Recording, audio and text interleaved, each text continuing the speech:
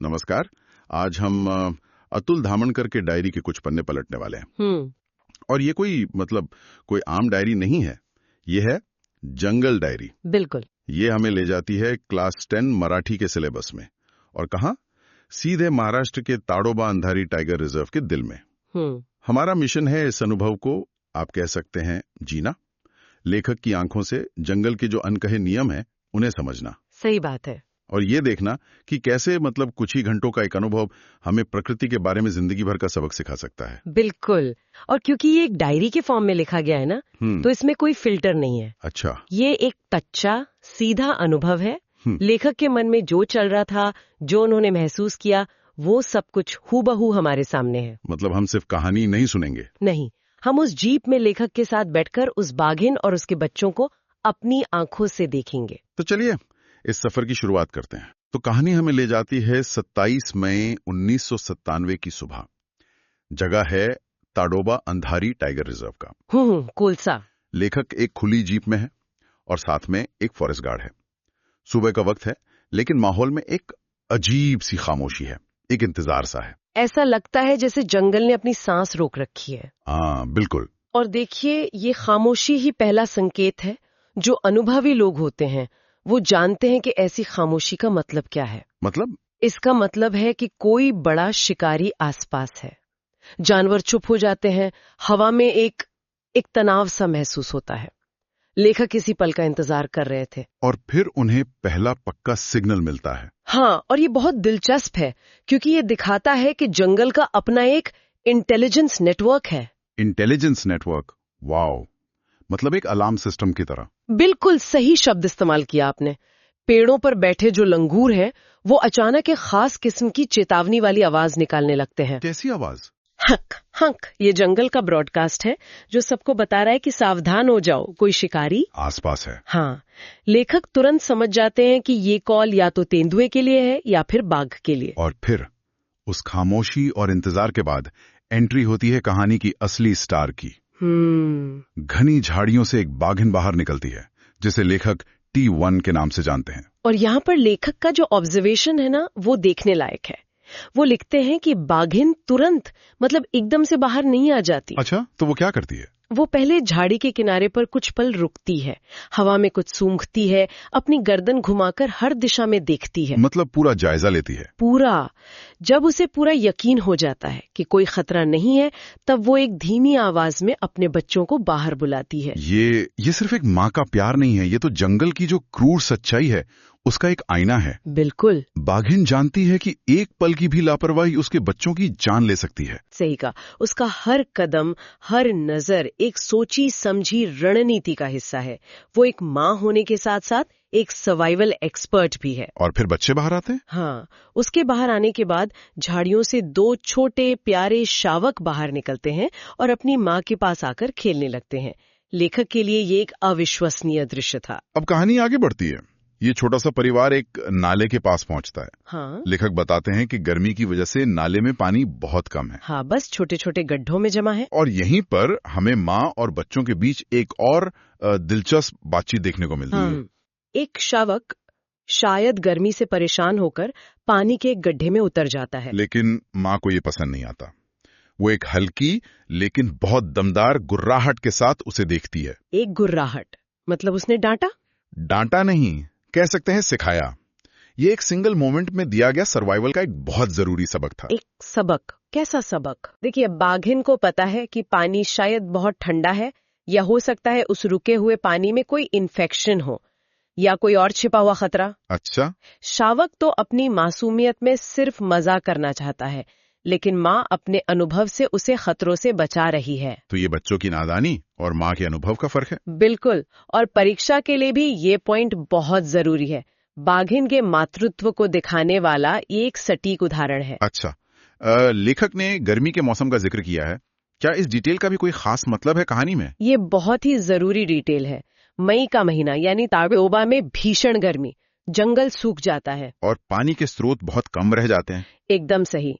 इसीलिए जंगल के ज्यादातर जानवर चाहे वो शिकारी हो या शिकार, पानी के इन्हीं बचे हुए स्रोतों के पास इकट्ठा होते हैं। ओह, तो इसी वजह से लेखक को बाघिन और उसके बच्चों को इतने करीब से देखने का मौका मिला। बिल्कुल, ये जंगल का इकोसिस्टम कैसे काम करता है, ये उसका एक बेहतरीन उदाहरण है। तो माँ ने बच्चों को पानी से तो दूर कर दिया, लेकिन उनकी एनर्जी का क्या? वो तो खत्म नहीं हुई होगी। बिल्कुल नहीं। और यहीं पर लेखक हमें एक बहुत ही खूबसूरत दृश्य दिखाते हैं।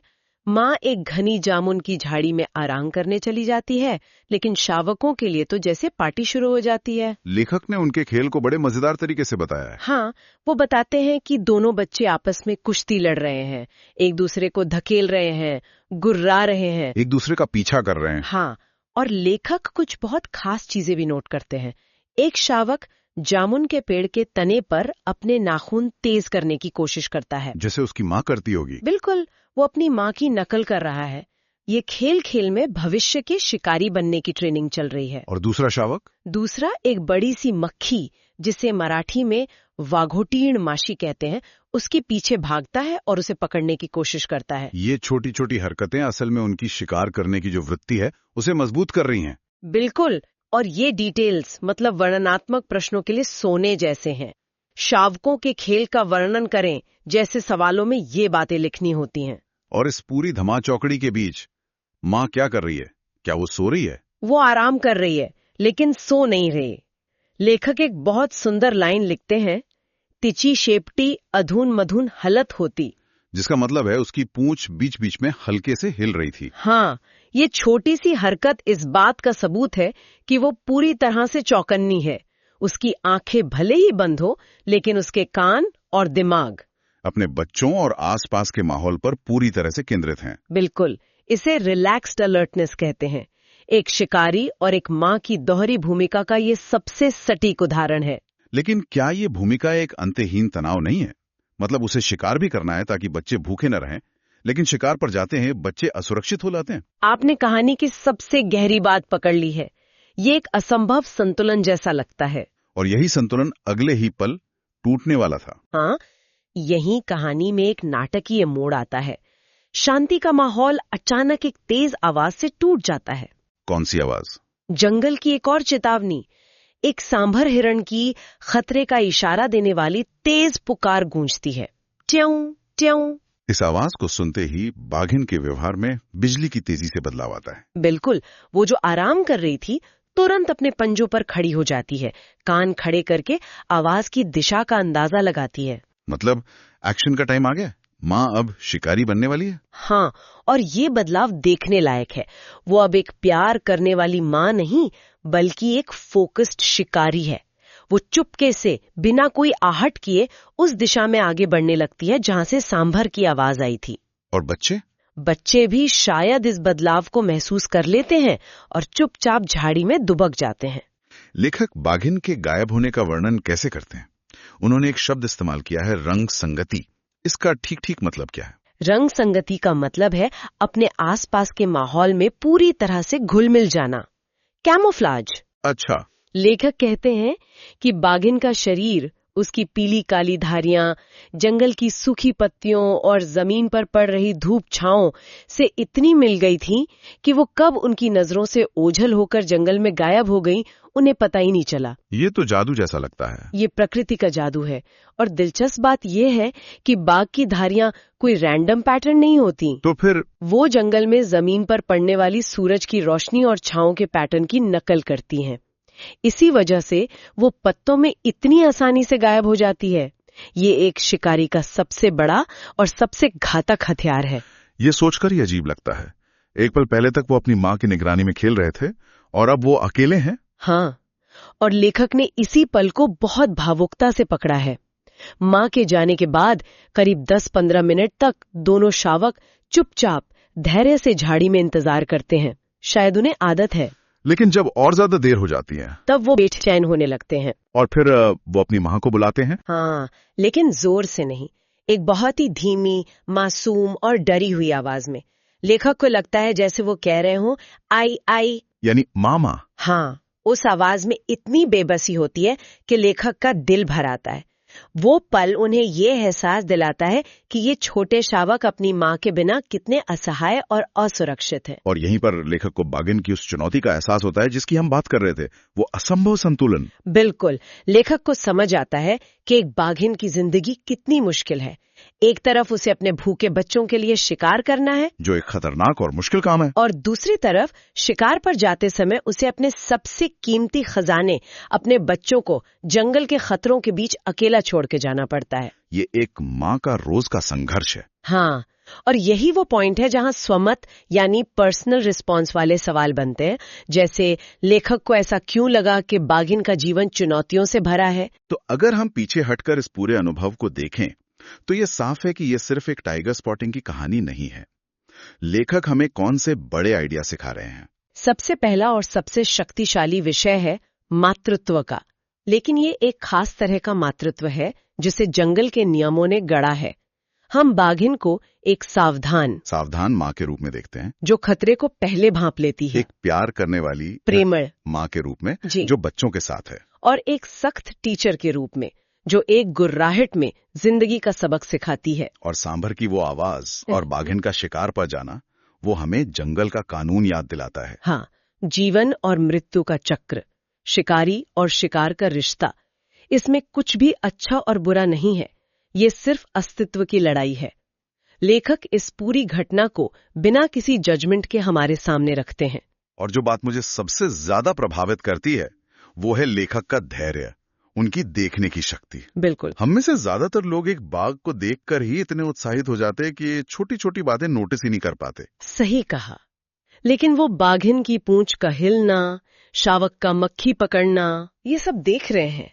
और यही इस डायरी का तीसरा और सबसे महत्वपूर्ण सबक है, धैर्यपूर्ण अवलोकन की शक्ति। मतलब प्रकृति को सिर्फ देखना नहीं, बल्कि उसे समझना। बिल्कुल, और समझने के लिए आपको धैर्य, शांति और हर छोटे विवरण पर ध्यान देने की जरूरत होती है। लेखक ने घंटों इंतजार किया, तब जाकर उन्हें जंगल ने अपने कुछ राज दिखाए। तो जंगल डायरी असल में हमें एक नया नजरिया देती है। यह हमें जंगल की दुनिया, जानवरों के व्यवहार और प्रकृति के उस नाजुक संतुलन की एक झलक दिखाती है जिसे हम अक्सर नजरअंदाज कर देते हैं। बिल्कुल, ये हमें सिखाती है कि प्रकृति का सम्मान करना और उसे धैर्य के साथ समझना कितना जरूरी है। लेखक का अनुभव हमें जंगल के उस अनदेखे पहलू से मिलाता है जो अक्सर हमें किताबों में नहीं, बल्कि सीधे प्रकृति के बीच जाकर ही मिल सकता है। जाते जाते एक विचार। कहानी के अंत में लेखक और फॉरेस्ट गार्ड उन बेचैन शावकों को अकेला छोड़कर आगे बढ़ जाते हैं ताकि उनकी वजह से उन्हें और परेशानी ना हो। ये हमें एक जरूरी सवाल पर सोचने के लिए मजबूर करता है। जब हम प्रकृति या वन्य जीवों को देखते हैं तो हमारी उत्सुकता और उनकी दुनिया में दखल अंदाजी के बीच की वो बारीक रेखा कहाँ होती है? हम सिर्फ एक तमाशबीन बनने की जगह प्रकृति के एक सम्मानजनक पर्यवेक्षक कैसे बन सकते हैं?